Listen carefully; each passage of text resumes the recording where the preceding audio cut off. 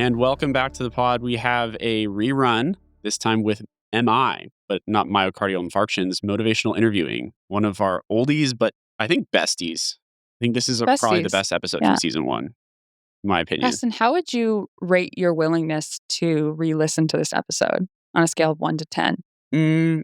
I would say probably about a 7. And what makes you a 7 and not a 5?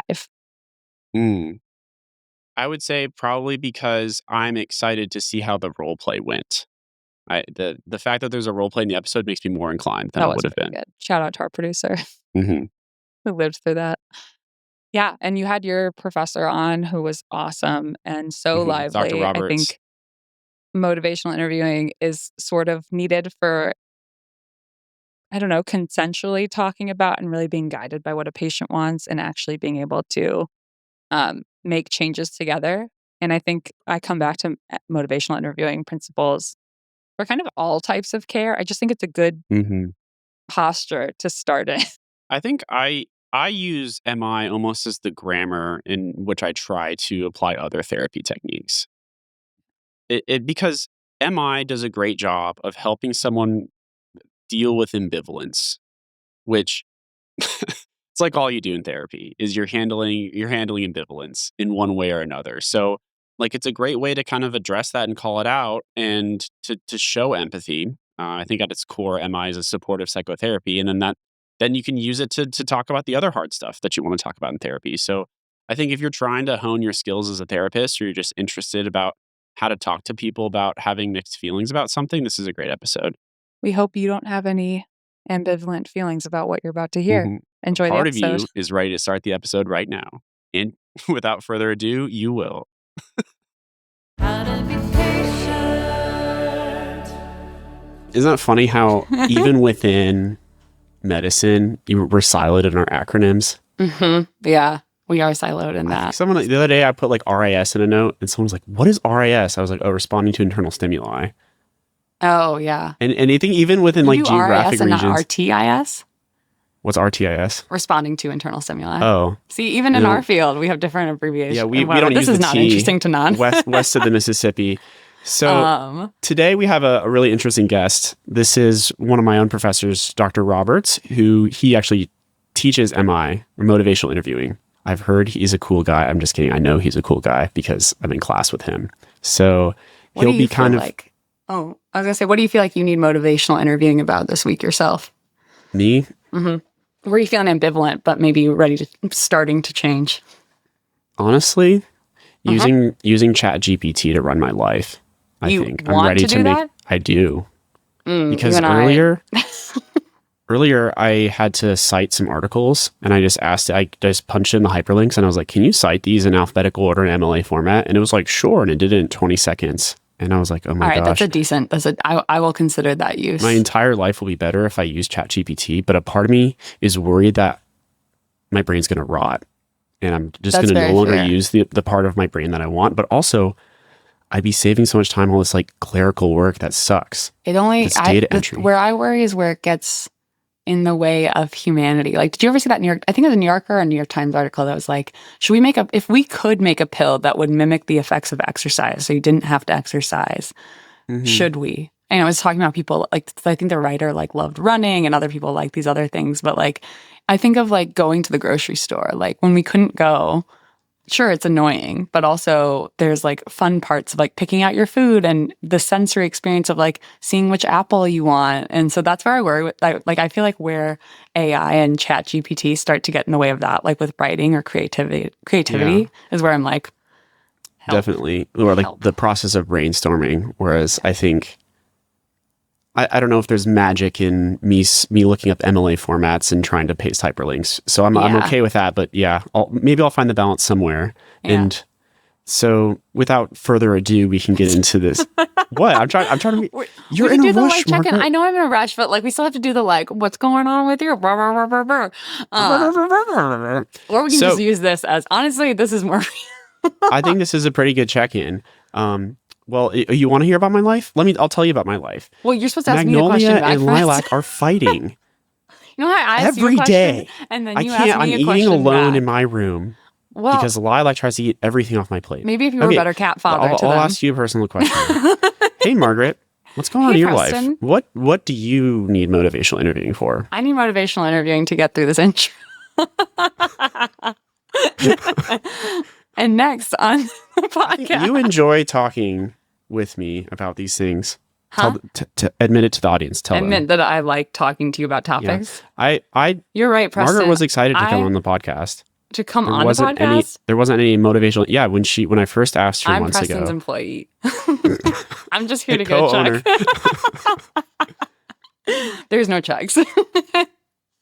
What do I be motivated for? It's getting kind of dark and cold out here in Boston, which I actually don't mind. But what I do mind is waking up and like trying to work out in the morning, and it doesn't get light out until right now. It doesn't get light out till like 7:15 because there hasn't been daylight savings yet. And it's kind of brutal going to sleep when it's dark and then getting up and it just being still pitch black out right now. Yeah. You missed that. Well, I guess you have the light part in Texas, but you don't. The weather's not. It's like where seasonal affective disorder was invented. New England. It's probably the Northeast. Yeah, so I need some motivation to stay engaged with the world of light. It sounds like a fantasy novel. Honestly, it feels like if there was an experiment where someone was like, "Hey, I wonder if taking the sun away from human beings will make them depressed."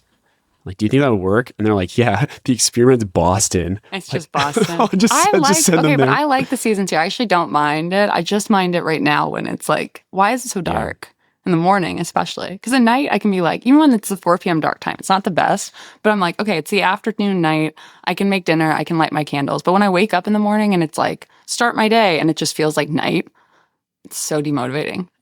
How am I ever going to get the gains I need to get for this podcast to match you, Preston? It's just not going to happen. So I need motivational interviewing to use ChatGPT. You need MI to get out into the light of the world. Right. And we have an expert guest who is here to help us. He's going to cure us. Yeah. So but he's actually going to help us learn. Don't tell him that he needs to cure us. We just need to ease him into it. Yeah. we're getting free therapy with you guys on this right now. All right. So let's bring on Dr. Roberts.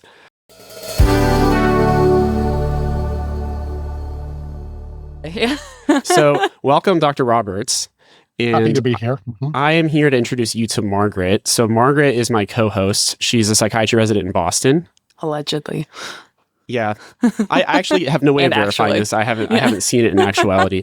So we're excited to have Dr. Roberts here because he is one of the favorite mentors and professors I've had in therapy since I started psychiatry residency. And my introduction to him was actually through motivational interviewing, which I think was this nebulous Jedi mind trick that I thought about as a medical student. And he does a great job of breaking it down and kind of making it digestible and also like applicable to your practice.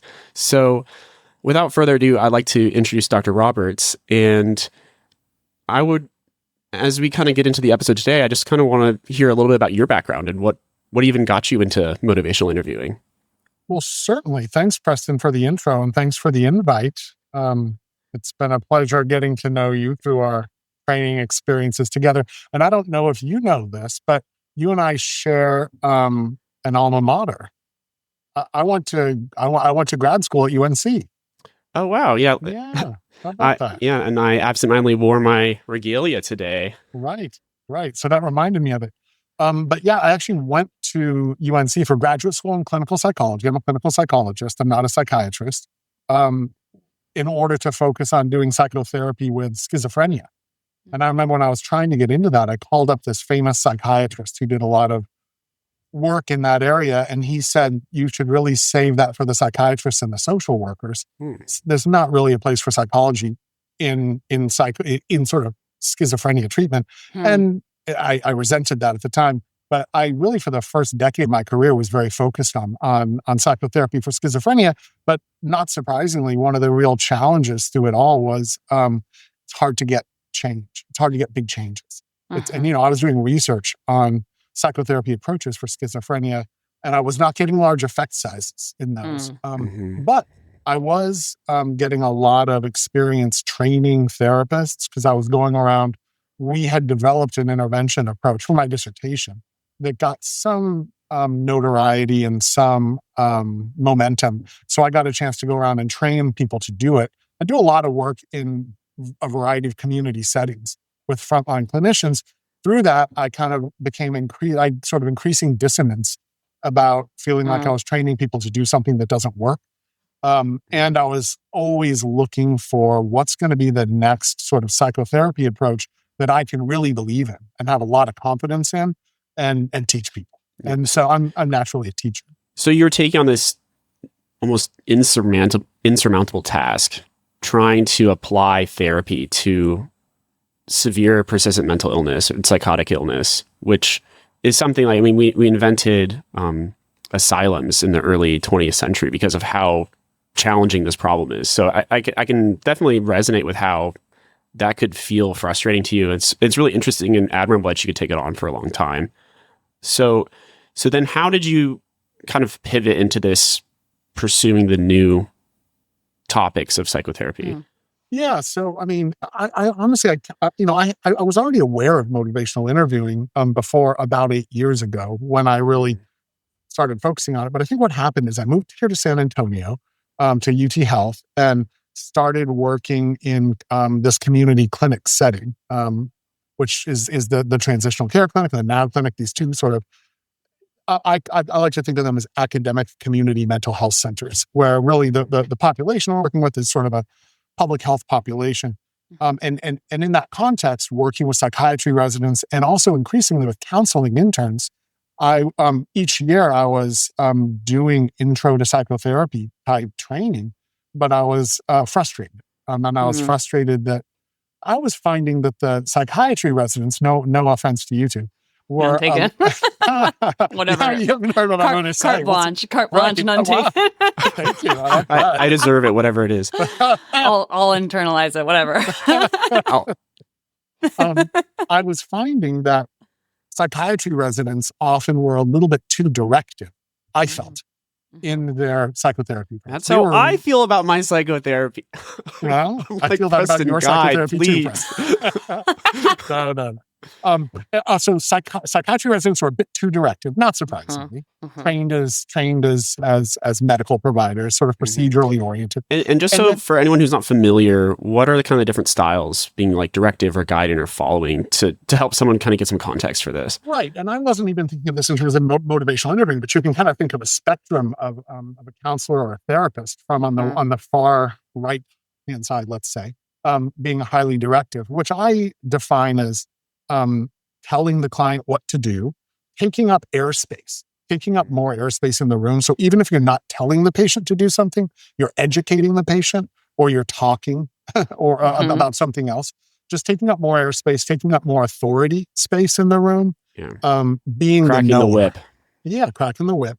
And then on the flip side, so I was finding that more psychiatry residents were kind of like that. On the flip side, I was also working with counseling interns. And I was finding that these master's level counseling interns were the exact opposite. They were too non-directive. They were too sort of soft and following, and in some cases sort of ineffectual with their clients. And so I was sort of looking for a middle ground. And that's when I sort of saw motivational interviewing as something that could really meet that middle ground. And what I was finding with psychiatry residents is that with community populations and also with veteran populations at the VA, residents were vulnerable to feeling frustrated by their patients' resistance. And vulnerable to frustration. Way to say that I've ever heard.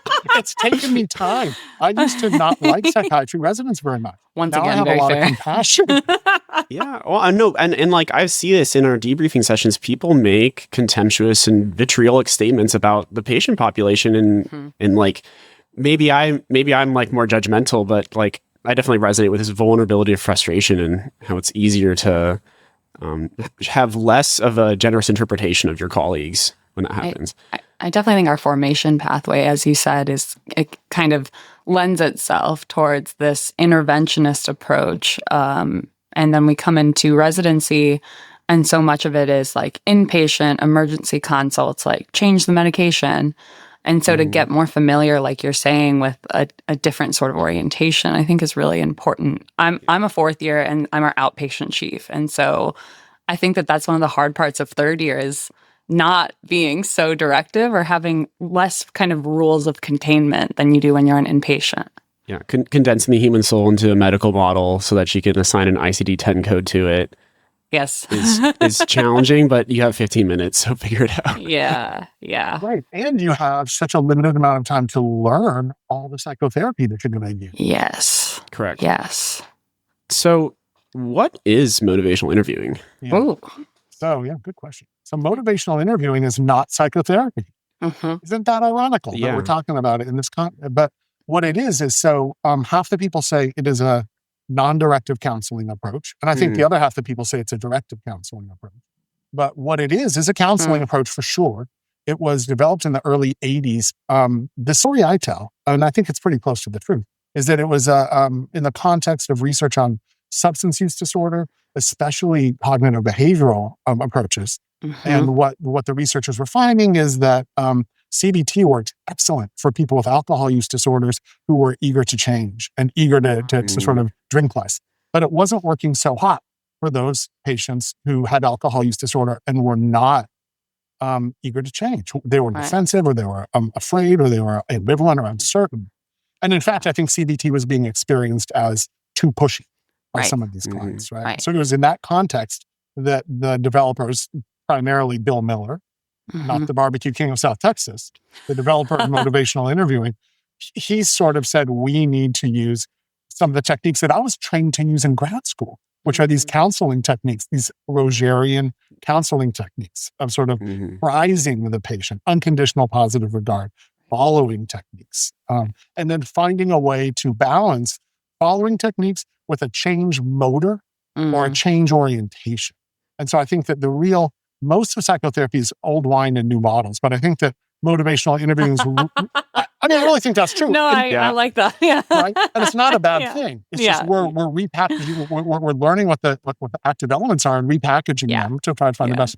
But I think that the original, for me, the real original contribution of motivational interviewing is this thing called evoking change talk.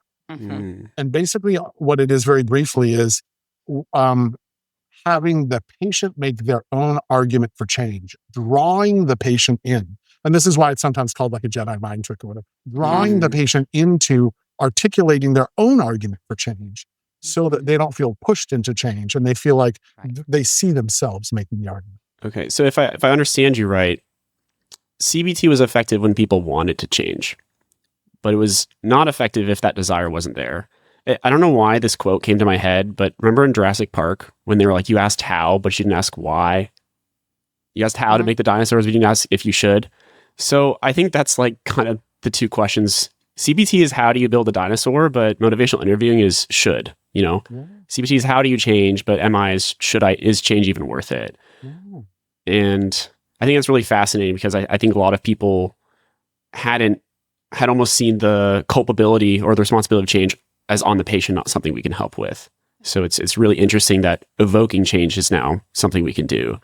I think one of the things also is like that therapy has developed over a historical perspective. And so I feel like one of the things from my understanding of the history of therapy is that MI sort of bridged towards / was co-occurring in terms of like evolution is towards like third wave therapies, which I feel like I'm trained in ACT. And so I feel like MI and ACT, both with somewhat similar Rogerian stances and then some obviously differences beyond that, but are so coherent together. But if you were like a pure behaviorist or like, I don't know what CBT was like before MI in terms of like historically, but kind of that all of these therapies develop sort of in conversation with one another, which I think is fascinating and also cool to see how we develop and where we might go next. Totally agree. I think another interesting connection along those lines is the links between motivational interviewing and dialectical behavior therapy. Yes. What do you view those links as? Well, I think a core link is the dialectic. In DBT, it's the dialectic, and especially the sort of foundational dialectic between acceptance and change. Yeah. And then comparing that to ambivalence in motivational interviewing between status quo and change. Yeah. And both of them are, how do you deal with this? DBT, I think, was the first, is sort of way out in front of MI in terms of looking at sort of synthesis of opposites or superordinate solutions. Whereas when MI was developed, it was about, are you going to drink or are you going to not drink? Which are you going to pick? But I think Mhm. as it evolves and as we apply it more in psychotherapy, it becomes less a dichotomous, a tool for helping the person answer a dichotomous question in the right way. Right. And it becomes closer to DBT, I think. Yeah. And an integration. And for those not familiar with DBT, dialectic, meaning kind of two things at once, or kind of the idea that there's a little bit of the opposite in every opposite. I don't know. There's often like the yin and yang symbol in that. But yeah, I think that makes sense how you're explaining in terms of like holding ambivalence, which is definitionally like, I kind of want this and I kind of don't. And holding multiple feelings and not having to get rid of any of them and say, no, that one's wrong, kind of exile it. Yeah. That's right. That's right. And even saying like, which is it? Which of these incompatible opposites is the right one, or is it? And moving toward maybe it's not one of these. And then why are they incompatible? So I guess now we've identified like MI is this useful tool for helping evoke change or helping someone navigate their ambivalence. So I guess my question following that is, when is it useful to use in a clinical setting, and when is it not useful? I think we already maybe saw it's not useful if someone doesn't want to change, or if someone is already motivated to change, maybe. Yeah, the way I've come to sort of think about this links back to Bill Miller and other motivational interviewing experts saying motivational interviewing is not a psychotherapy. For me, that has bothered me for a long time. So I dig into why do they say it's not a psychotherapy, and I think what they say is it is good for getting you motivated to change. But what psychotherapy are those techniques that actually target the specific pathological process and facilitate the change itself. For me, and fair enough.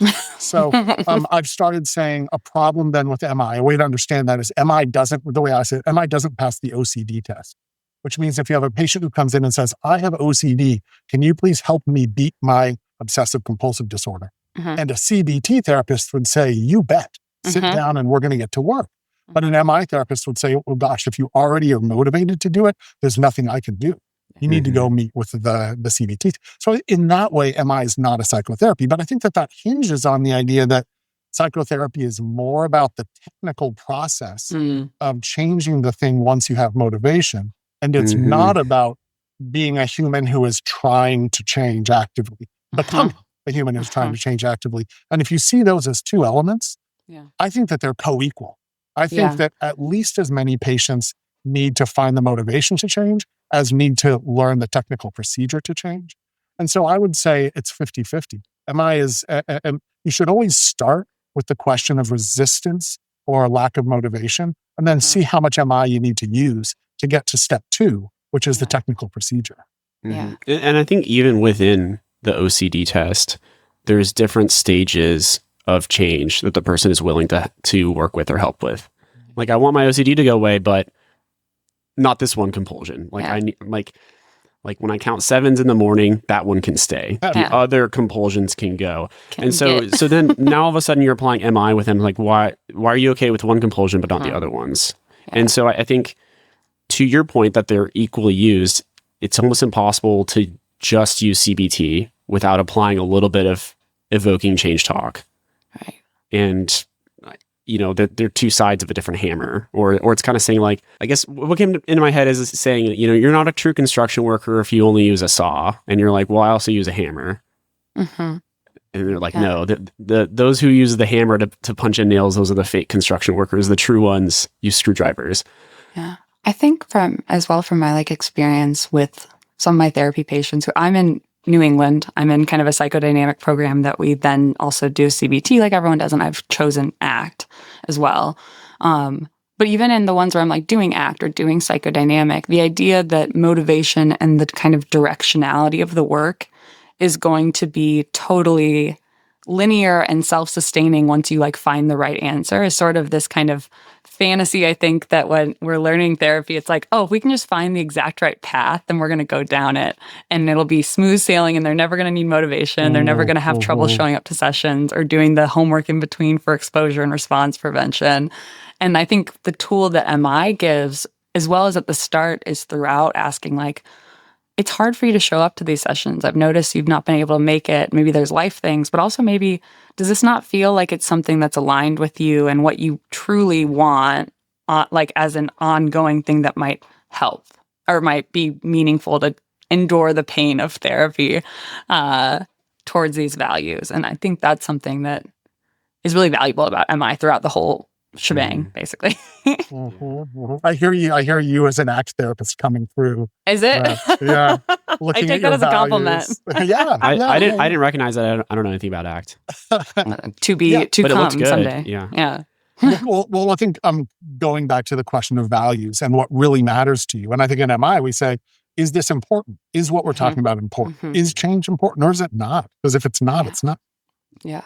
So I want to get a little more granular about motivational interviewing now and break down what are the really detailed aspects of it. And so since motivational interviewing at its core is assessing someone's capacity or desire for change, I guess we can start with what are the different stages of change that humans can be in around any kind of decision? I think that's a good question. Let me say a couple of things about that. One, I think that these stages of change model, declementing, is like really closely linked with motivational interviewing, and they're highly compatible. And they're but surprisingly, they're not actually the same thing. They were developed at the same time historically, and they get along really well together. And they've always been taught to me in the same context. Yeah, it's almost a pity that they're not the same thing because they're so compatible with each other. But so pre-contemplation, contemplation, preparation. That's the version we're taught in med school. Yeah. Yeah, I think I had that MI talk probably 6 or 7 times in med school. Yep. So pre-contemplation is like the idea hasn't even popped into your head that you want to change yet. Yeah. And I think I almost found that one to be a little silly. I was like, isn't everyone in like pre-contemplation phase of like everything? Like I'm pre-contemplated for becoming a domestic terrorist right now. Technically, right? Because the idea hasn't even popped into my head that I could do it. So I wonder if delineating, because one of the things I learned actually like 2 months ago from one of my addiction mentors is thinking about the like co-use of that, the wheel or the kind of pre-contemplate stages of change, but also the like engaging, evoking, planning stages of MI, or I didn't even know that was like a frame.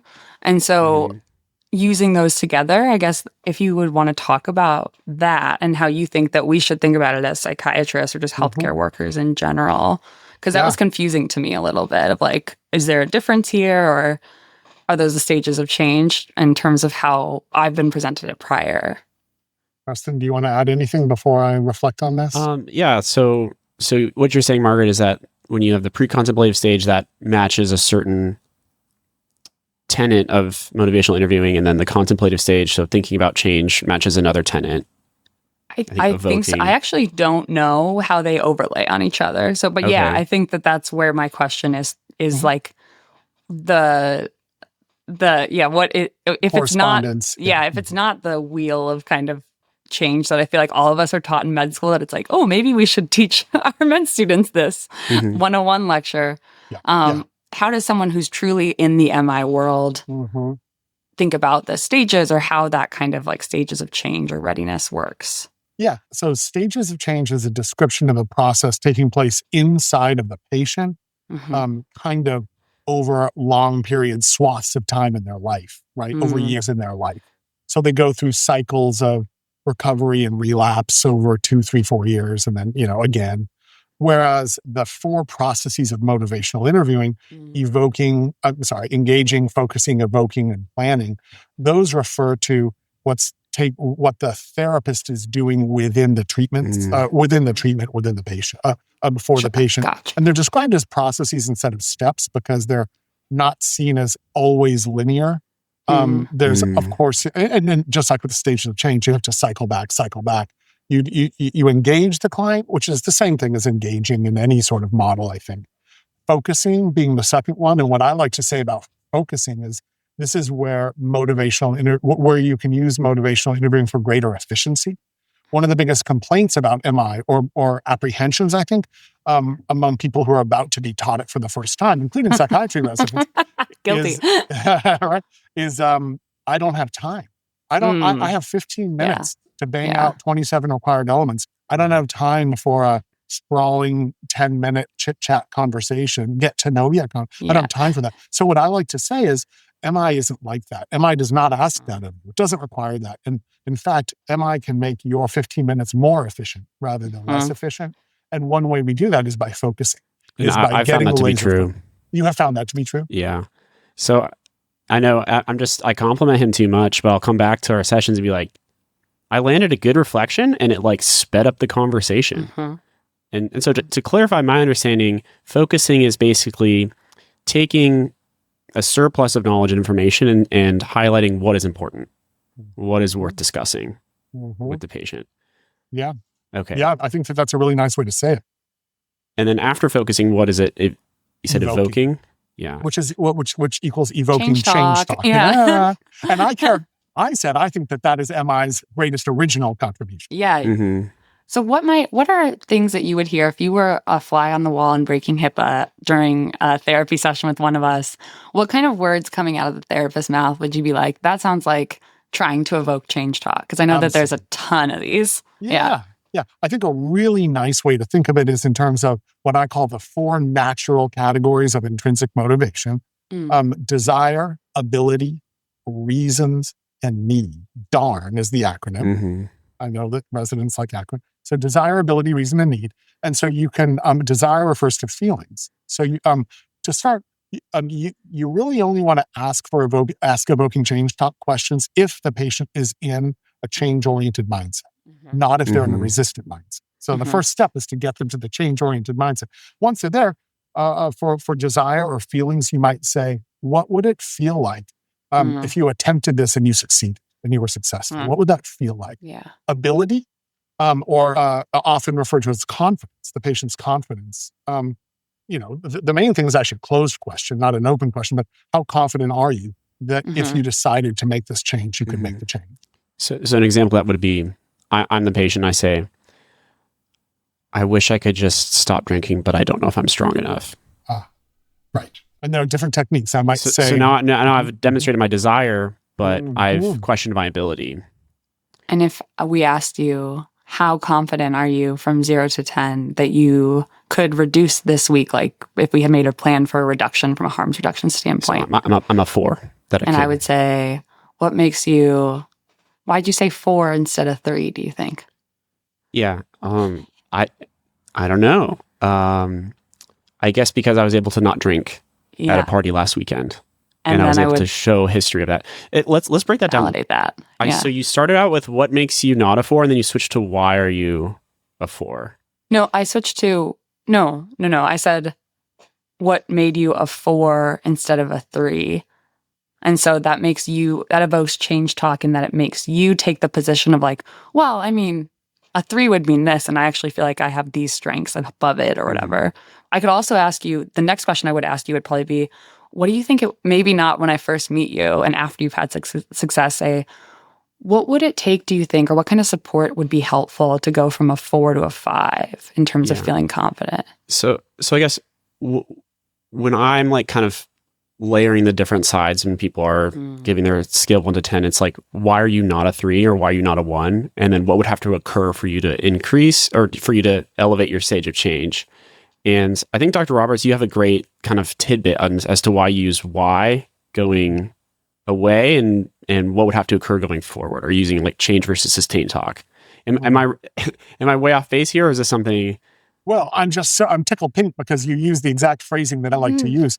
What would have to occur for that 4 to become a 5, or what could occur? And for me, the reason I like to phrase it that way, I think the typical thing that we do in counseling is we say something like, how can we get you to a 6? Type of thing. And what that does is that creates a sense of, I'm about to give you a homework assignment. Yeah. Right? I'm about to try to make you do something. I'll make you jump. Right. And we're assuming, because we're doing motivational interviewing, that there's going to be an issue with motivation with this person. We got to watch it. So if we say what could occur, it externalizes the locus of control, takes the pressure off of the individual. It's a passive suggestion, what would occur. It's more versus why are you try harder. is an active, almost interrogation. So if someone asks me like, why are you drinking so much? I feel like my response as a patient, and I think this is called like therapeutic reactance. which is almost like the desire to kind of just like resist unsolicited advice, or if someone asks me why, it comes across as accusatory. And so my desire is to resist that and go back the other way because I have no choice. It's out of my control. But when that accusatory, like active language is being used on, why are you not drinking more? Then when you're resisting it, now you're going in the other direction, more towards change talk rather than sustain talk. And I love that about MI. I love that there's a way in which you can play it like a game, very strategically. And I don't know how much we're going to choose to get into this, but I really think MI lends itself to being simplified into heuristic strategies that are easy to remember and can be applied widely. And that's really valuable for residents and other people who are trying to learn a million things. Yeah, it's like playing playing checkers, I think is a better way. One move at a time. You're not thinking 6 moves ahead.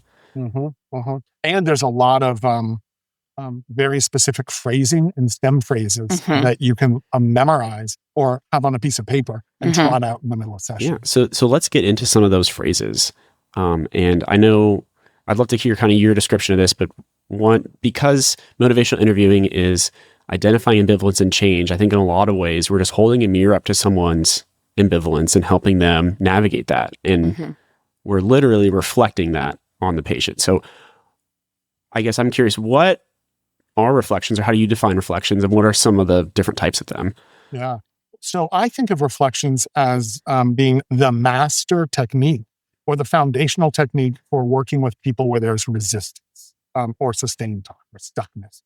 And what a reflection is just what a mirror does. So reflection can be either the definition, reflection meaning thinking about, like I was reflecting on my youth, or reflection meaning reflecting back, like a mirror does to us. And so what we mean in therapy with reflections is mirroring back, saying back. And I think what MI has done for us is taken reflections which Rogers brought in, and really Carl Rogers in the 50s was emphasizing it, but bringing in the idea of a complex reflection. So you have the simple reflection, which is when you're stating back something that a patient has said to you, that without adding anything, trying to capture it and track. I went to the grocery store last week. Last week you went and bought some stuff at the store. So I'm paraphrasing back, not adding, right? Wow. Whereas, thanks. I feel heard. You feel heard. Nice. But if I kept doing that too much, you'd get annoyed, right? And people ask that.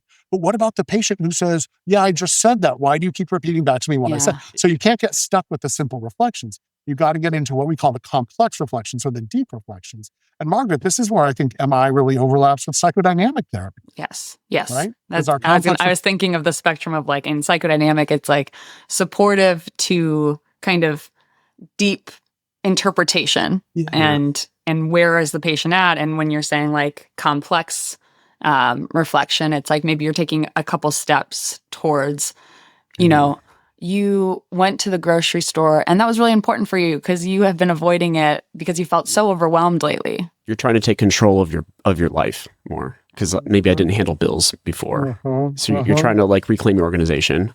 So anyways, my friend went to therapy last week. It was his first session ever. And he said, the therapist just kept repeating the same stuff back to me. I was like, what is the point of this? He'd be like, yeah, me and my girlfriend get in fights sometimes. And the therapist would say, you and your girlfriend get in fights sometimes. And he was like, I was just getting kind of annoyed towards the end of it because all he was doing was like saying those things back to me. And I just wanted to be like, oh, he's giving a lot of simple reflections, but he's not getting to that complex reflection. It was funny to hear it from his perspective as a patient who's never been exposed to this stuff.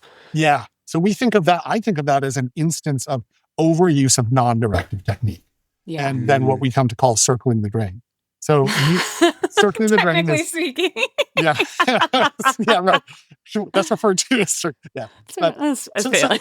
and it's stagnating. But one thing I wanted to say about reflections, which I think is a really important contribution that MI has highlighted, is when we do an interpretation and the patient hears us saying, let me tell you what's happening with you, we can sometimes become reactive, where you don't understand me better than I understand myself, or how dare you tell me about my soul. Whereas in MI, we can accomplish the same end without the risk by you doing it in the form of a reflection and attributing the insight to the patient. What I think I'm hearing you say is that you see yourself as being similar to your mother this way and having the same vulnerabilities. That's what I think I hear. And the patient might say, well, golly, I didn't say that, but I do think that's what's going on. Right. And then you're great. You're golden. It's interesting because I am in a psychodynamic, year-long fellowship at here, and the paper we read last week was one called In the Neighborhood, which was about interpretations. And the whole idea is basically like you need to say something that the patient can hear in psychodynamic when you're interpreting, but similar in MI. Because that's one of my fears in psychodynamic is like, I want to work with trauma patients. Like, I want to make sure that I'm giving them autonomy. And because we're in a power hierarchy in healthcare and they wait 3 months to see us, I don't want to interpret something and have people just take it in. And I think that's why I really resonate with the MI stance of how do I meet you where you are? And we do the little bit of change that's difficult together. But I say something that is not overstepping, but is maybe helpful with the tools that I have from my training. So maybe I say, make that, just that like one step of reflection, say, does that land? I'm curious if that feels resonant with you. I love doing that. Just saying like, now I could be way off base here, but are you worried about your health because you're working out more often?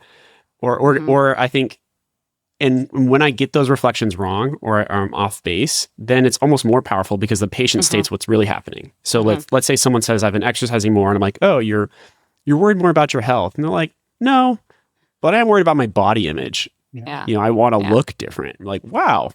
Now we've like really taken the conversation from just exercising to something that's like more present. Yeah. And that's insight that maybe they didn't have, but then when they sat with like what is working out doing for me, then it still lets us arrive at the same goal. Yeah. I think another way to deliver reflections in a way that kind of softens or qualifies them is through what is sometimes called parts work, where you talk to different parts of the client. And I think parts work also is sort of simpatico with MI because in MI, we're very often talking about ambivalence. And so we're talking about a part of you this and a part of you that. So to sort of soften reflections with parts work, you can say things like, sometimes a part of you thinks blah, blah, blah. Right. It's almost like sometimes a part of you doesn't like your own father. There's this little part of you that wonders if sometimes there has ever been a way you didn't love your own father. So, and to that is like something like I said, if I see my dad, I'm just going to punch him in the face. And then you would say, sometimes a part of you wonders if you don't like Maybe your not. father. That would be a backup then. That would be like that would be like reducing. That would be a step away from the patient. Yeah. But if you said like, I'm not looking forward to going home for the holidays, and it's because I feel weird about seeing my dad. Then you would say there's part of you that feels like uncomfortable being around him, but it's hard for you to point at that, or maybe it feels weird to hold that. And I love starting with a part because it implies there's another part. That's right. Yeah. That's right. You don't have to own it. You don't have to identify as that. Right. You can be encumbered by that, but you're still walking around, still on the school It's like you slide in the nuance. Yeah. Because they're like, all of me hates my dad. And you're like, a part of you hates your dad. And they're like, wait a second. A part of me doesn't hate him. You're right. Right. We can refer to that often, I think, as Trojan horsing in. You can use the verb to Trojan horse in. Yeah. You can do that a lot with double-sided reflections. Even though mainly you totally love your dad and you really are thankful that all that he's done for you in your life, there's this little part of you that sometimes feels this hostility, but that's far outweighed by all that he's done. Right. And then the patient's like, yeah, that's right. Well, then you Trojan horsed in the hostility and you can refer back to that later and they'll own it because you'll be able to say, this is something you've already said. Yeah. So kind of in summary, we have the simple reflection, which is really just saying a summary statement. We have a complex reflection, which is an interpretation beyond what the patient's saying. We have double-sided reflections, which weigh the ambivalence, or is this parts work? And then I think there's one more that I'm thinking at least called a magnified reflection. And an amplified reflection. And then I want us to, after we talk about the amplified reflection, we're going to try out some of these techniques. Following Dr. Roberts with one of our guests here, we have a patient. Just kidding, it's Aaron. He's our producer who's going to be doing this with us. Okay, so what is an amplified reflection?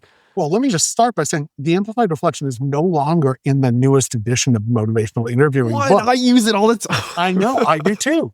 I think it's fascinating that it's not in there. And why is it not, or what's the reasoning? I have a thought. Preston, do you have a thought about why it might not be in there? It can be seen as pretty snarky, I would say. I think that's right. I think that the amplified reflection is the one technique in MI that potentially violates the spirit of motivational interviewing, which is really the Rogerian spirit. Mhm. And so, so with the example I always give for the amplified reflection is that it's a technique for rolling with resistance or for responding to resistance. And when a client is being extremely resistant, or it feels to you like overly or exaggeratedly resistant, it's a form of siding with and even exaggerating that with the intention that the client will then disagree with it, or the patient will disagree. For example, patient says, I don't like going to that. I'm not going to go back to that doctor. I don't like the way she talks to me, and it gets in the way of the online gaming I like to do. And then the therapist says that online gaming is very important to you, more important than your health. Yeah, I can see how that can not always land the best. Yeah.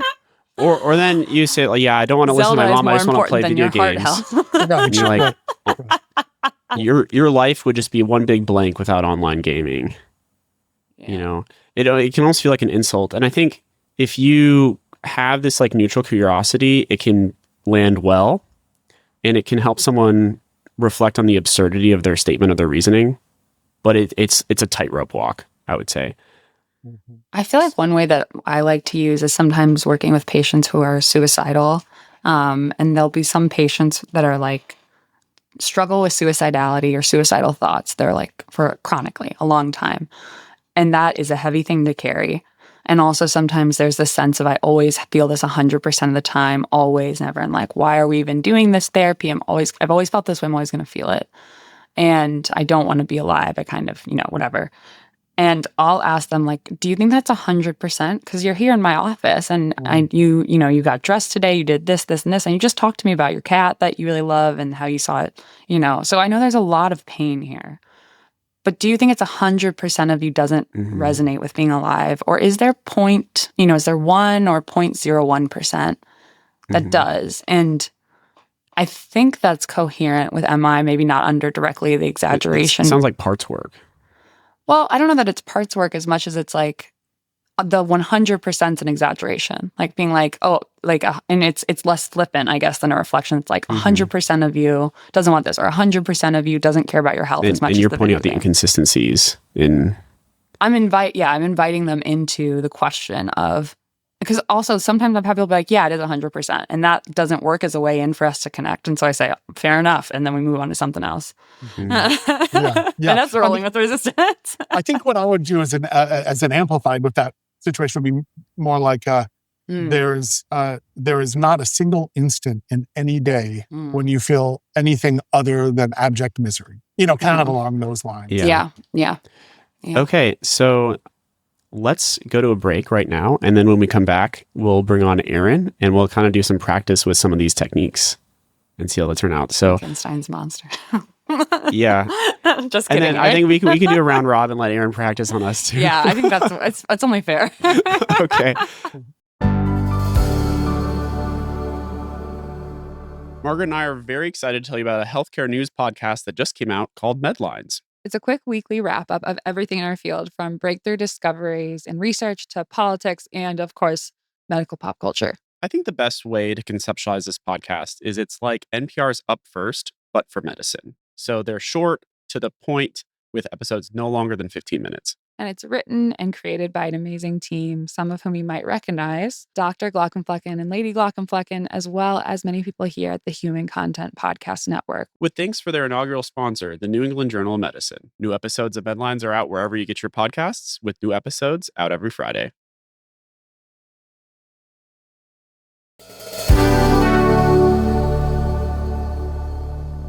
I think we have a patient who's joining us. Come in, Aaron. So welcome to the clinic, Aaron. Show yourself. Hi.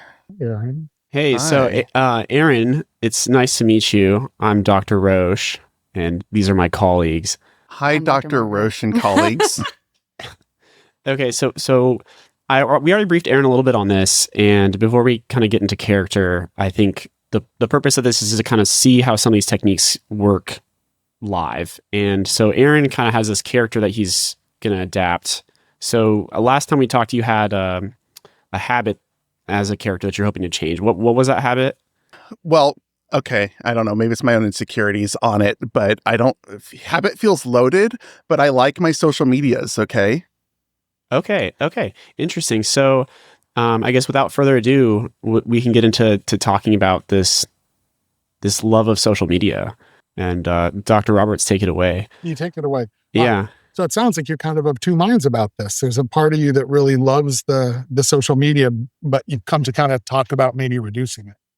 Well, I'm torn because I find myself completely dependent on it for a lot of aspects of core social interaction in my life.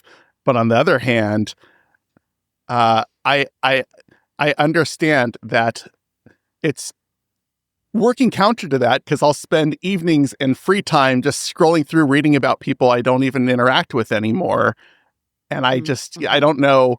I haven't yet found a good solution for it. And everyone on the internet doesn't seem to have good solutions for it other than apps that make it block it for you and stuff. But I wind up creating loopholes in the apps. So it's just all this endless cycle of it. And I know this is like not just me. This is a generational thing. But yeah, it's a thing.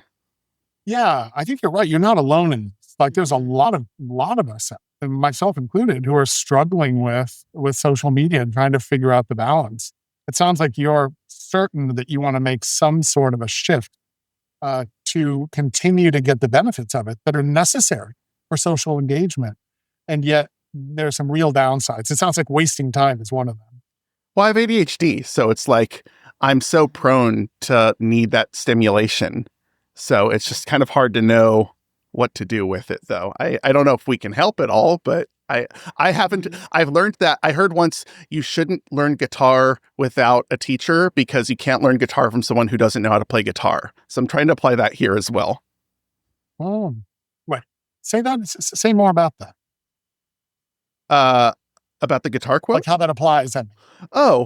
I clearly am trying to rely on myself to overcome a problem that I have no background in understanding how to overcome. Mm. And you've put in a lot of work on your own kind of trying to overcome that. I've spent so much time even downloading apps to help regulate my usage of apps. Mm-hmm. I don't know. I know it's insecurities. I feel kind of stupid, or not stupid. I feel kind of like helpless to it. And so it's like, I don't know where to go from here other than like completely remove my profiles and accounts.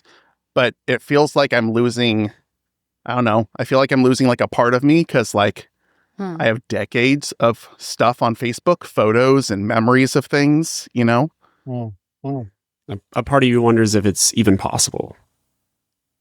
I know it's possible. I just wonder if it's possible to do it without feeling that like vestigial limb all the time of like, feeling like it should be there and I'm missing something, but it, It sounds like you're also saying, like with the guitar, maybe what will make it more possible is if you get help from people who have some expertise or something. Yeah. I mean, like I said, all I found is these extremes. People I know on the internet all say you have to just delete your account. And I don't want to just do that, but I don't want to feel helpless to myself. So yeah, I would appreciate any ability to digest a little bit together what I can do at this point, because I know that I cannot do this on my own, clearly. You want to make a change. You're certain of that. Absolutely. Kind of have to. Otherwise, I'm not going to like grow as a person. And that's important to you. Yeah, I think so. Typical millennial, I spend an overwhelming amount of time reflecting on myself. What does grow as a person, if you imagined a world where you felt less, negatively connected with screens, what do you hope that would like allow? What kind of things would that allow into your life, or kind of living of values, if that was true, that was less of a barrier? Probably going out more, probably seeing more friends and family, and just kind of, this is probably how it used to be before as much technology was in our lives, right? Is, okay, if I don't have the ability to doom scroll, then I am going to go for a walk. I'm going to go out. I'm going to go see a movie. I'm going to go to a bar. I'm going to get a coffee. I'm just going to find myself itching to get stimulus in another way that'll get me more connected with people, rather than, knowing I could go out in a little while, and then it's 2 hours later, and I've been scrolling through Facebook, looking at high school friends, deciding if I've aged better than them. So it sounds like you have the desire to change, and this question of if that ability exists to change. And I guess I'm curious, on a scale of 1 to 10, how ready are you to act on that change? I don't know. I guess there's like two parts, right? Like there's a part of me that's very consciously present with it, and I'm 100%, 10 out of 10. I'm going to use percentages instead of your numbers to show a little control of the conversation for me. I don't know. Hell yeah. I'm going to fight back. Whatever metric you want. Yeah. So definitely Tyrannosaurus Rex of the dinosaurs for how ready I am. But when it comes to, like I said, I feel very like a 1 or 2 when it comes to like commitment to do it without regret. Like I said, what keeps happening to me is like I have this like montage of my head of all my life's memories since like late high school, which is when like Facebook came about for me because I'm old. And like, I just like, I'm like, okay, I'm going to like have a Thanos snap of my life story. What would have to occur for that 1 or 2 to become a 3 or a 4? Well, what's funny is actually removing Facebook allows you to like export all of your photos and memories and things from it. So if there was like a really good app that let you download all of that and put it on that app so it's searchable, then like I think I'd be good. But I just don't want like a pile of files. What I'm hearing you say across kind of multiple things that you're saying is that connecting with people and keeping memories is really important to you. And one of the reasons you want to change your relationship with your phone isn't because you want to get rid of all of it necessarily, but because it's getting in the way of that core value and kind of taking it, and maybe the doom scrolling is making so you don't get that connection. But one of the reasons you feel split about it is because you value those memories and those photos, and maybe there are some moments of connection on the phone that you do get to have that it's hard to just let go of. Yeah, absolutely. Yeah. Yeah, it's almost like I hadn't thought about till now, but like I know Apple's coming out with the AI stuff, and we have all this AI stuff coming out now, and I'm like, cool, maybe there's going to actually be an ability for me to be like, hey Siri, I'm going to download all of my Facebook stuff now. Can you please like index it and make it searchable for me?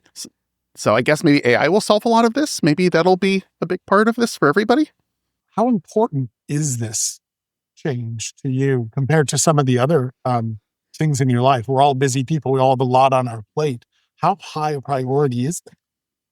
Pretty high, actually. I work a lot, and I spend a good amount of time with family. But I live in a new city. I moved at the beginning of the year, and I already have a good base of friends here, but I really want to make more and build community and build a whole new life here. So for me, I almost feel like, again, ADHD, if I don't have one thing to fill that hole in my head, I will go search for it elsewhere. I know myself. So to me, it seems like it's a big obstacle for social growth. Yeah. And it kind of feels to you like you're going to have to somehow make it impossible for you to make the choice to use social media the way you've been doing it. That feels like it has to involve that. Yeah, which is great because all of my work is in digital media for professions. So, it feels a little weird to do. It feels hypocritical to work in the realm of I work in media and content, digital content, but I won't be partaking. It definitely feels like I'll be a drug dealer who doesn't smoke weed, like there's a little of that for me also, but I think I have to do it. I just find I think it's the ADHD thing. I just find myself losing hours doing it. And then I don't go do the activity. I don't go to the writing group I found at the coffee shop nearby. I don't find myself going to, board game night at the local board game place and making new friends. I find myself doing that and scrolling instead. I wonder what if, on one hand, I hear you saying, you really want this change has to happen, and it has to be this way. But then also that maybe you've tried this kind of cold turkey method before, and it's been really hard. And I also hear you kind of saying there's a split between yourself, like in yourself of like, do I actually want to get rid of all of this, right? And I wonder if we went outside of these more extreme options and more thought of what small experiments we could do to change the way of relating to this and have a little bit more space so that it doesn't take up as much. I wonder Wait, if that's not MI. Is it not? I'm just kidding. Is Sorry, it not? keep going. I don't know what you Margaret, meant, but I'm just laughing with you guys. Yeah. What? Is that not MI? I feel like that's MI. Well, there was ACT in there, but I'm not saying it's not MI. Yeah. Well, we're coming. I'm in the evoke. I mean, we're evoking and planning. Yeah, we're doing that. Yeah, sorry. Stage I'll 4. give it. Yeah, you're right. Guys, you're being so 'cause that's reductive about me as a person. This feels weird. But yeah, what would I wonder, like, what it would feel like to think about sort of creative in between solutions to change how much it's taking up, or things for us to try if we were in our fake clinic. I know the one thing that I don't know about you guys, because I think it's in everyone to some degree has this. I don't think many people are immune to this in their lives to some capacity. I know having the apps on my main home screen is just a conditioned thing at this point, that I check my work emails, I check texts, I check, a couple of the main things. And then if I don't have anything else to click on, I don't lock my phone and put it away. I then by default click on Reddit or click on Facebook or click on Instagram. So I wonder if almost like, I'm clearly not going to forget they exist, but if I remove them from my hold screen and like hide them in like one of those back pages none of us go to, but we keep all our apps in. Mm-hmm. Mm-hmm. Yeah. Maybe it's that conditioned clicking. What would your life look like if you didn't have them on your home screen or weren't compelled to view them on your home screen? I think I'd be like, it keeps coming, and maybe I'm wrong, but it keeps coming back to me that I would be more encouraged to go do the recreational and social hobbies that I love. I am a sculptor, and I have had evenings after work where I'm like, okay, I'm going to sculpt for the next hour and a half. And I then blink because time blindness and ADHD. So it's like, I'll blink and it's 11 at night. And it's like, well, time to eat a fig bar and go to bed because I missed everything I was going to go do tonight. So, it's like that, or I play guitar. I could have been practicing guitar and felt good at the end of the day. And then the next day not wake up feeling like I kind of burned my free time and I'm antsy and grumpy. So I just think for mental health, I'd just be a little more balanced. I'd feel a little healthier. I'd be more social. Those are high stakes. What you're looking at is kind of the ideal life that you may have. And what's standing in the way of that is this phone screen. And whoa, that's so much less guilty than the way I think of it. Because my narrative, by the way, when you said that, was the thing that's getting in the way of it is me. Like that's how I filled that in my head as you were saying it. Sorry to interrupt. How does seeing yourself as the obstacle contribute to your stuckness? It's a familiar guilt. Again, you could probably tell I've done a lot of therapy and work for ADHD. I have a lot of like long-term guilt with knowing that I am my own obstacle in a lot of situations that wind up being things that I didn't even notice were problems in my life until later on. And then it's kind of depressing to be like, cool. It's like, yeah, it's mental illness, but like, that's not healthy to throw that in the way. So it's me. It's like, I could have been working on that better earlier. And of course, it's always nice when I read articles or see things where people talk about how like social media actually is a bit of like a crisis that has to be addressed. And it is an actual, like, it can be a disease. It can be these things. Like, that is validating. And I think it's not just me. A lot of people probably find that validating that, I don't know, like the AA of, higher power needs, it's like, I am helpless to it kind of thing.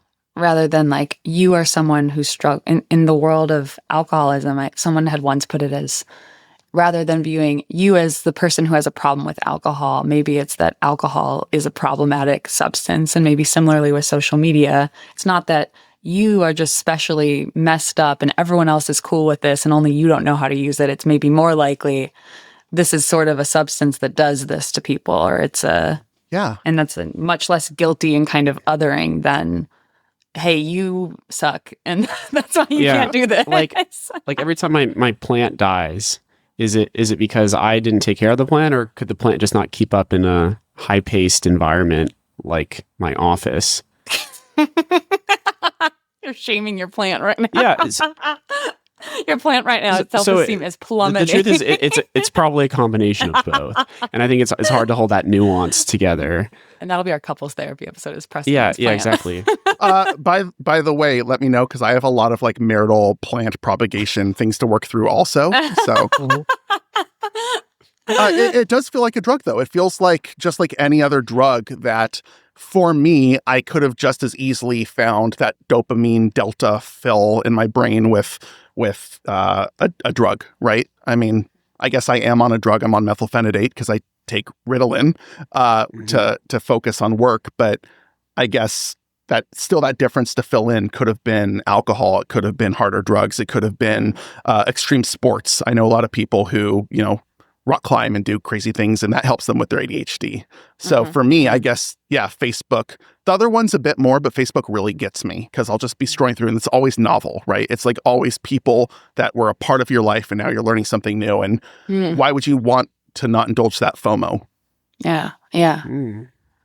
I wonder if we time here. Yeah, I think it's a great place to pause. Well, I mean, thinking about this change with your social media, I'm wondering if you think back on your life, what do you remember about other changes you've made that have maybe been similar? Sure. Okay. Well, how about this? Okay. I think this is the most helpful thing for everybody and probably for me too. And I'll feel better about it. I'm going to out myself as a producer on the show. And I'm oh my God. My God. Who are you? Yeah. All the new listeners to this show, how to be patient. We are full of deception. It's like the worst kind of undercover boss review. See you through all the prosthetics. Yeah. We want to subvert your trust in this show early on, guys. No, so they asked me to come on and share something real. And like, this is very real. I'm not like making any of this up with you guys. Share his darkest secret. No, but I'm tapping into something that was a problem for me probably more like 6 to 8 months ago. So I actually have dealt with this. And so I think that's the best thing to share. We get to fast forward it a little bit. But I was being honest with you guys. Those are like the feelings I have about it and the risks it has in my life and what it did. What I did do is I wound up taking the apps that were eating the most time, which for me were Facebook, Instagram, definitely YouTube. Especially now with YouTube Shorts, it just really, You're not watching us on TikTok, Aaron? You're the only. So by the way, I only have TikTok for work. I will not go on TikTok for anything other than professional purposes because I know what it can do to me. Like That's it's like extremely fair. Yeah, it's like intentional. I know I eventually had to.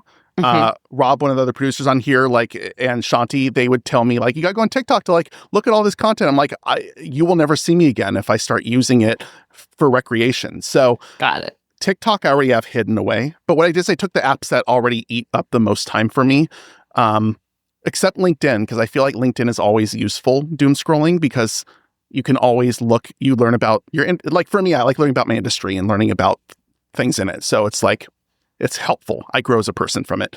And I put them all in a hidden folder that I did put at the back pages. And it's out of sight, out of mind, and kind of was oh, is that Pavlovian conditioning removal going to help me? And it really did. I found myself not checking my email, checking texts, checking the basics, and then seeing just, Reddit or YouTube and clicking on it just idly and passively, and then being sucked in and blinking and be like, oh, I was not meant to take a break right now. And that made a huge change for me. And I find myself having a lot more intention behind what I'm going after. If I go on Instagram or if I go on YouTube, I'm going to see something I wanted to go see, learn about topic, or, I know that I want to lose an hour of my day and go watch some funny thing. And that's helped a lot. What strikes me so much about how you describe what worked, and I feel like what would be evoked also in this setting with MI is the level of kind of thoughtfulness and curiosity and kind of mind of a scientist or, behaviorist of experimenting with what worked and what that just, I know you're telling us what has worked and kind of fixed it, but also that maybe in small ways you might have said something similar that would have been more concrete, more detail, and helped with the feeling of being stuck of oh, well, actually that did kind of work and wasn't, throwing my phone into the river, and give you some more space to maybe try out changes in the work that we would do together. And it was a middle ground that we were able to find. Yeah. And it continues, by the way. Yesterday, had a little like with myself of like, you brought YouTube back, buddy. You started to trust yourself and you brought it back. Look what you're doing. And now I have to move it again. So I'm starting to figure out which ones I can regulate better and which ones I can't. So but that one has felt the most organic doing it this way. I think it's interesting from a motivational interviewing standpoint and the way I've come to think about MI in terms of how you were presenting as a patient, because you were presenting, I think of it in terms of a scale of 1 to 10 with motivation from, 1 or 0 being absolute lack of motivation, 10 being a lot of you were presenting in a way that's not the typical MI situation. The typical MI situation is the person saying, my wife made me come. I don't want to be here. You doctors are full of it. I don't want to make changes. But you were saying, I really, really desperately want to make a change, and I'm not able to do it. I'm struggling to figure out how. So in a way, there's a lot of the techniques of motivational interviewing around engaging and rolling with resistance didn't really come up so much. But I think what did come up, and maybe we used it some, but not gobs, was evoking change talk. Right? But even there, the issue I think wasn't I'm not motivated enough to get myself to try to change. It was more strategery, right? Like how am I going to go about it? What's going to work? And maybe there was a little bit of maybe I won't even try because I'm not confident that it will work even if I do try, or I don't think I have the ability. Maybe, right? Preston brought it up, ability. I don't think I have the ability, so I'm not even going to try. Was that ever part of it for you? I don't have the ability, so I'm not trying. I'm so guilty. I'm seeing myself negative around this, so I avoid and don't try it. Or was it I just don't know how to do it? I got to figure out how. And there's part of it that you were like, this is impossible, or like I need to find someone who knows how to do this, and everyone has this problem. I think on a subconscious level, like just like a lot of us, like it just is always like, what am I going to do? Delete it? My friends who deleted it, like they disappeared from the world when they delete. Like, what am I going to like? It was never really something I took too seriously. I was always just like, yeah, it's not good for me, but whatever. And again, like I said, when I moved, I just moved after 18 years living in Southern California to Oakland.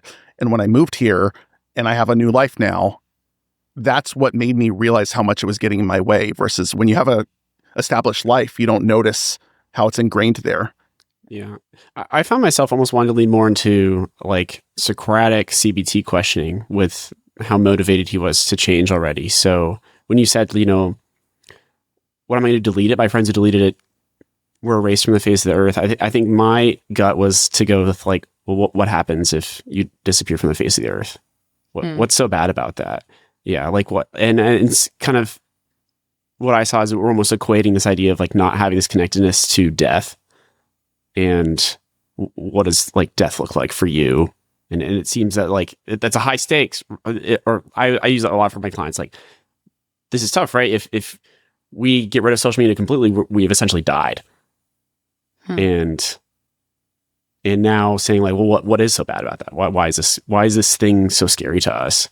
And I think that's more of a CBT approach. It was just fascinating to me to identify how ready you were to change and how I almost wanted to switch modalities.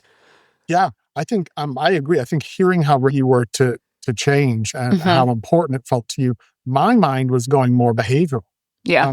Towards sounds like you're ready to start doing some experiments and figuring out what's going to work. Yeah. Yeah.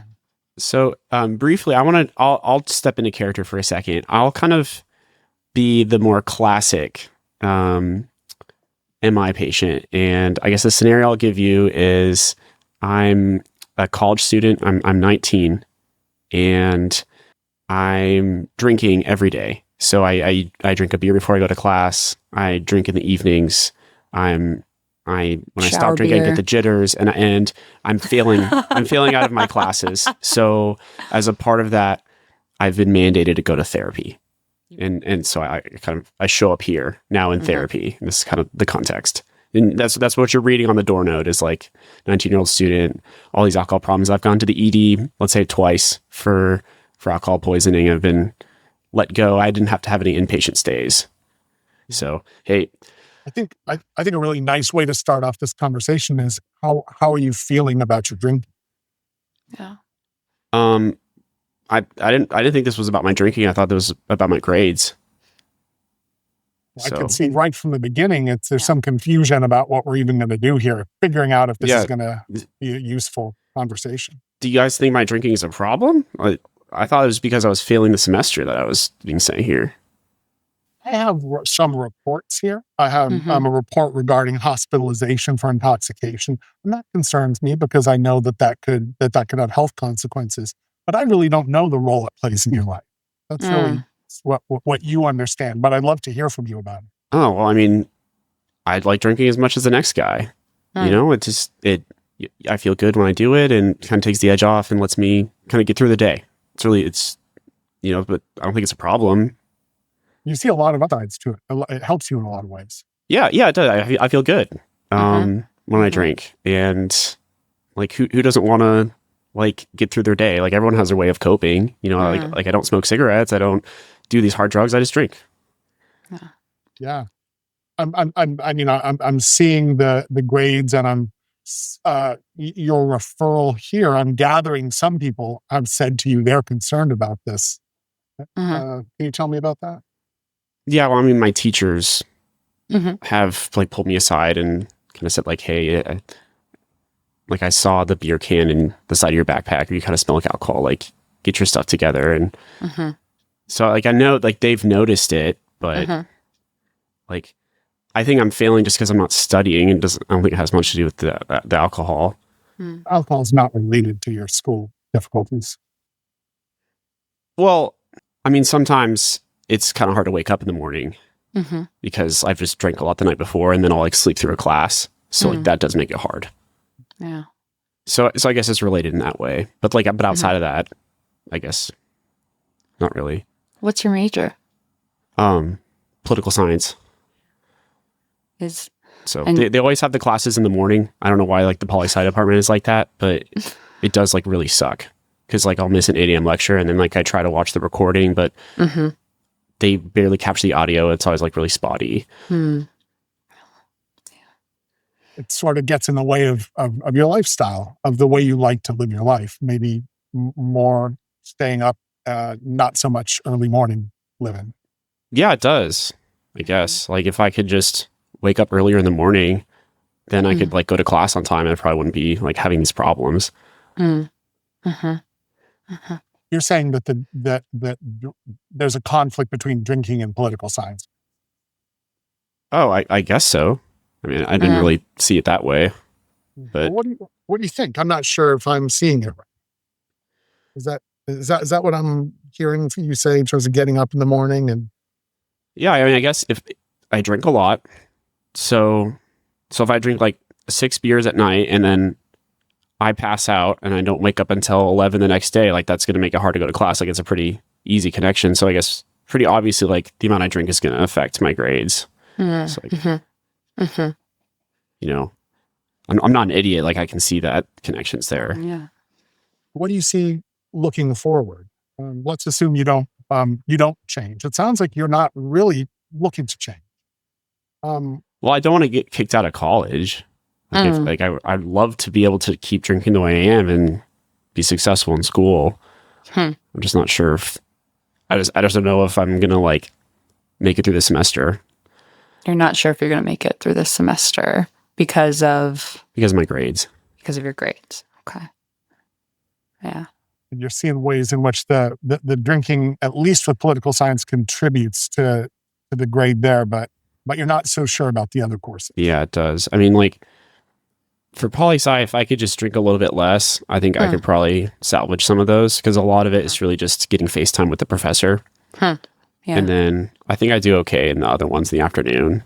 I don't have time to, like, get a shower and like, have some food and other things.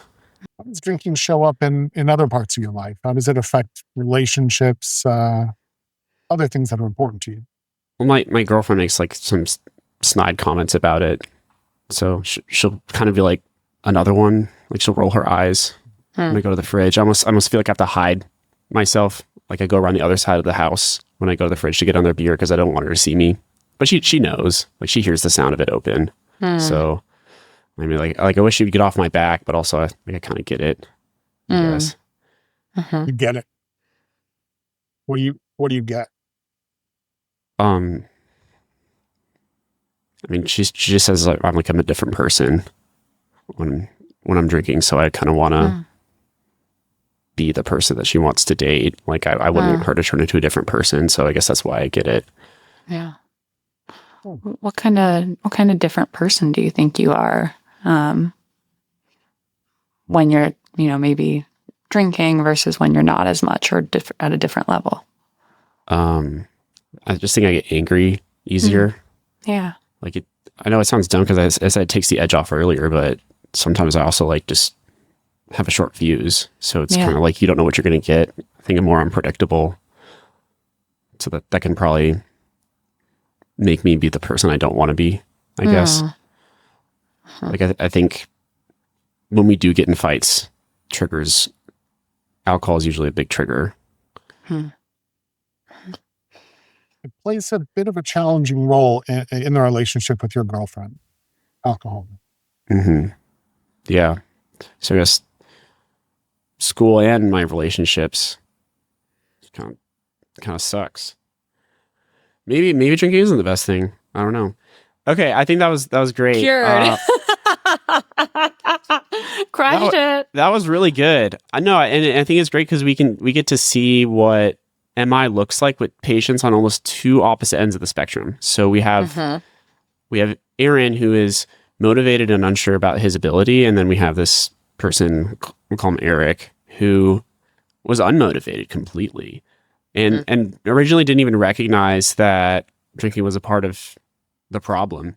So yeah, Dr. Roberts, I thought you did a great job of like kind of just like sliding or seeping those connections between my issues and drinking, and even just kind of like acknowledging that like you're seeing something and kind of leading me to it. I try to be kind of sticky, but not like the stickiest patient ever. You could feel that like you really well, like kind of walking right along that line of having the conversation and not shying away from it or being too kind of non-directive versus pushing him right back into the defensiveness. Yeah. One of the things that sometimes comes up when I'm doing motivational interviewing trainings is people say, I don't like all this pussyfooting around. I like to be direct. I don't like all this mealy mouth. Yeah. Like stop like BSing and just trying to be nice and be straight with the person. And I think that that's a fair point. I think there's a way of doing MI that's more on the non-directive end, which is more soft. And for some clients, it's even confusing. It's like, wait, what are you trying to say to me right now? Right. I think other people who do MI do it in a really much more directive way. And I think when I'm doing trainings and I hear somebody say, it's kind of like, oh, I don't have 10 minutes to sit around and be mealy-mouthed and not really say anything, right? That's when I think we want to say, okay, no, you need to get in there with some specific MI techniques. Right. And you can, but by the same token, I saw, Margaret, you smile at the end when Preston, near the end of that little role play, when he's like, oh yeah, maybe drinking is a problem. It's like, that's not how it happens either. Yeah. People don't change that fast. No. Right. And I think what's funny is that 3 visits from now, I come in and I say, I'm 100% ready to change. I just don't think it's possible. Because my friends, my friends who stopped drinking, they disappeared off the face of the earth. They don't come out to party with us anymore. It's like they don't exist. It's like they don't have their social media. Yeah. It's like my friends who stopped drinking have died. And so you can see how me getting into this, like, I am like steps away from going to Aaron as far as the stages of change. We're kind of on different ends of the staircase, but if we continue for a couple of sessions, also not really. I feel like though, like this is like a person in therapy or MI or in my like outpatient where like if they kind of suddenly change, I think that there's this like disconnect that we're actually like, it's not a step backwards, but it is kind of a like door, like it's a barrier in some ways because it's like, okay, I don't see how we got there because like motivation is sort of a slowly grown thing. And so if there's a sudden change, I either feel like they're trying to be a really good patient and please me, they're trying to get me to shut up. They maybe also are someone like, I say this as a rationalizer myself or intellectualizer that's like, okay, you know what? Now I've realized it and everything's it's gonna feel different. And so I get like, whoa, that's a big, like I start reflecting back the like reasons, not for them to not change, but being like, doing more the like double-sided sort of statements, maybe. Yeah. So funny. Thank you so much for coming, Dr. Roberts. Before we kind of wrap up, I want to give you a chance to shout out any projects that you're working on or stuff that you would kind of like to bring attention to. Yeah, thanks, Preston. Well, one thing, I took a sabbatical a couple of years ago to write a book on using motivational interviewing as psychotherapy. And then what I ended up doing was getting sidetracked and developing a training approach because the more I thought about how to best equip people to use this approach, it wasn't writing a book. It was creating practice opportunities. And so we've created a website called reflectivetraining.org. You're welcome to come. I saw Margaret went on there earlier today. I was trying to get in there. trying to get in there. It's a very unusual website. It's free to individual users, but we train through 1 hour online, flexibly scheduled, essentially Zoom meetings. We have a calendar there. And we do motivational interviewing, but we also do all sorts of other different counseling and psychotherapy approaches. So if anyone's interested in participating, you can go on, sign up, and you'll get an email from one of us. I already did. And I've noticed me on there, maybe.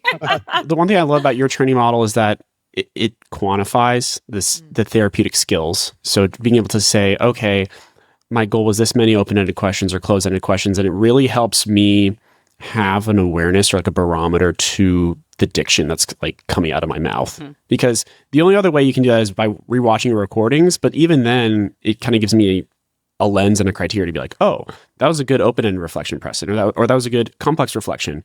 Too many simple reflections here. Like maybe I can nuance that. So it almost feels like watching back like my soccer tapes or my sports footage with good critiques on how to get better. So I appreciate it a lot. It's like, thank you for that. I'll make a quick comment about that. Just that I really found myself drawn more and more towards bringing objectivity and empiricism into our psychotherapy training. I think it's a little too loosely conversational, most of the psychotherapy training and supervision we do, which is great. You got to talk it out and talk through it, but you also have to practice. Right. I like think of it as like you can read the IKEA furniture instructions, but that's a very different thing than actually putting the furniture together. And I feel like watching sessions, doing sessions, recording, and then like actually having critique, even in a group when it's not you doing the session, is like the equivalent of we read the instructions. Now let's try to put this clunky chair together. Yeah. Right. Made in Finland. And then one last little thing is the process of practicing. Historically, we usually, quote, practice on our patients. And I think it might be time to start making an ethical argument against that. I think we might need to start ethically saying we need to practice with each other, not with our patients. Yeah. Neurosurgeons do not practice on their patients. Right. Or we need to have simulations that are more thorough before we start diving in terms of like a misplaced interpretation or misdone therapy that isn't really thoughtful. I think especially in psych residency trainings, like you don't just go to med school and then know how to do therapies. And so it's kind of like being like, I think a misplaced interpretation or therapy approach can be like, the surgical equivalent would be like, I'm just going to throw this like scalpel in there and see what happens. And it's like, no, we should have if the patient gets an infection, it's their fault. Is this what you guys just did to me? Because this is feeling very weird. I'm a fourth year. I've taken a lot of therapy trainings, okay? Some say too many, but... Yeah, I think without proper feedback, like it breeds complacency. Because it's really easy, especially in psych, to do a bad job and think you're doing great when you just kind of don't have any objective way to measure. And especially in psych, you don't see the outcomes right in front of you like you do in other specialties. So I really appreciate having that objectivity as a way to guide improvement. And then Aaron, we also didn't give you a chance. Do you have any projects that you want to shout out or or things you want to lend support to? Wow. Listen, let me just tell you guys that to all the listeners, everyone out there, just want you to know, watching it, whatever app, whatever streaming service, whatever you use to consume and enjoy How to Be Patient podcast, whether video or audio, that is the app to never take a break from. That is the app to never put aside. You're being a shill. You're being an absolute shill. I just love you guys. I'm proud of you guys in this show, and you guys are awesome. Oh, well, thank you, Aaron. And we're proud of you, our patient. Yeah, you did a scary thing. And talking to us. I think anyone would feel a little bit nervous to go be vulnerable on a podcast in front of a bunch of therapists. I thought you did a great job. Nice affirmation. Thank you. Okay, I also want to say these aren't just tricks that we use. I feel like patients are going to think that I don't mean to gamify it. It's not gamified. Yeah, it's kind of like, we don't all just naturally know how to interact and relate well to each other. And there's a way of doing this. That's one of the things I fear when people hear these kind of podcasts, is that they're like, they're magicians coming in with their box of tricks and like, that's how they're going to trick me into this. And it's like, I really think it's more than that, even though when we talk about specific techniques, it can feel that way. So I think like identifying affirmation that's still coming from a genuine place is still just like having fun, putting a name to the very human interactions we have. And by the way, I was open to talk to you because I know you, by the way. Like, you've earned my trust. Like, I've seen how you process, David, sorry to interrupt. I've seen how you handle talking about emotionally open things with me by working together. And that's what allowed me to come in and feel like I can share with you guys because I feel safe talking to you. I love hearing that. Thank you. And that was the first discovery of MI, that you have to build that safety before you can talk about the hard stuff and try to change. Sometimes we do trainings, and at the end of the training, I say, or at the end of day one, it's 2-day training, I say, now go home and practice MI with your family. And then people say, oh, they don't like that. They'll say, oh, why are you practicing your psychobabble tricks on me? You're making me, right? You're making me into a guinea pig. Right. And what I always coach them to say back is, I'm just trying to deepen my relationship with you with more effective communication. And that really is what we're trying to do. We're trying to communicate deeper and more clearly and more effectively. And we should stop ridiculing kind of ourselves for like psychobabble. Connection. Yeah, connection. Yeah. Well, I feel more connected to all of you. Yeah, this has been very kumbaya. I love it. Okay, well, I think that's all we have today. Thank you so much, Dr. Roberts and Aaron, for coming on. And thanks so much for having Aaron. Aaron and I will forever be grateful. Yeah, and so we'll let you know if we want any other topics in the future, but look forward to seeing you in Didactics. I'll be seeing him like in 2 weeks or in a couple of weeks in the classroom. This is a blast. Oh, okay. Glad you enjoyed it. I didn't have any fun, but I think Margaret did. Oh. Just kidding. Just kidding. Thank you. Okay. Ta-da. Well, that's it.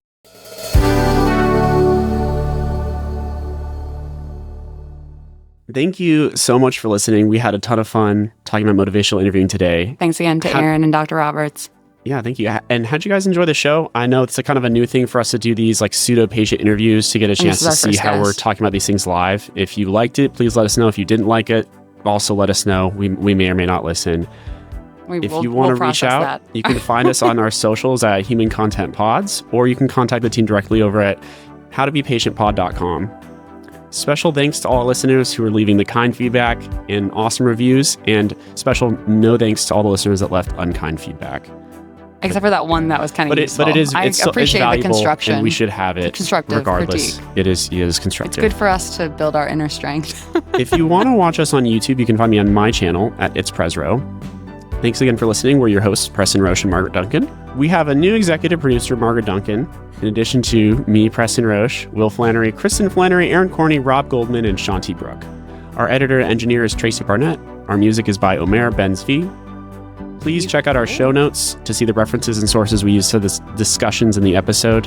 I don't think we mentioned too many articles, but if we did, it's going to be there. So check that out. To listen to our program disclaimer and ethics policy, submission verification, licensing terms, and our HIPAA release terms, go to our website, howtobepatientpod.com, or reach out to us at howtobepatient@human-content.com with any questions or concerns. How to Be Patient is a human content production.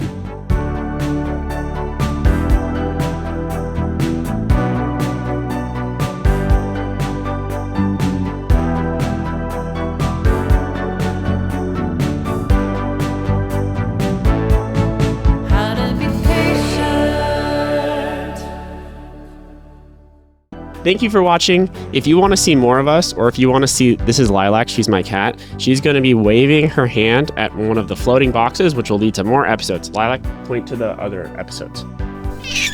Lilac doesn't know what the internet is, but I swear they're there. They probably exist for real. But in the meantime, I'm just going to pet Lilac, and then I'm going to go dance in the background.